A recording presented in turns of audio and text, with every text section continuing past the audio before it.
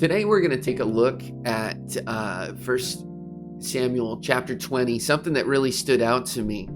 Verse 32, and Jonathan answered Saul his father and said unto him, wherefore shall he be slain, and what hath he done? Talking about David. And Saul cast a javelin at him to smite him, whereby Jonathan knew that it was determined of his father to slay David. Like, have you ever talked to somebody and said, hey, what has he done wrong? And they say, the fact that you don't know what's wrong is what's wrong. That David knows that Saul is trying to take him out. Saul is incredibly jealous of David. He was well loved until he came up against this brick wall of the Philistine army, and that's where David comes in.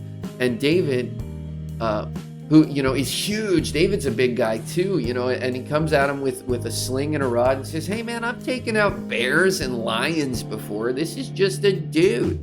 We know David slays Goliath and moves up in the ranks very quickly and into Saul's house, and his best friends, kindred spirits with Jonathan. When Saul and David proceeded through town together shortly after the death of Goliath, and then Saul and David are walking through the crowd and they're shouting, long live Saul, slayer of thousands, and long live David, slayer of tens of thousands. And Saul gets jealous. Samuel, the seer, had told Saul, Saul's kingship is going to be usurped by someone. It's a prophecy that came from, and Saul has this rage and jealousy. One of the best ways to avoid those mistakes is to study our history, and I say in particular Christian history, or at least take a look at it. Study history. It's all Christian history.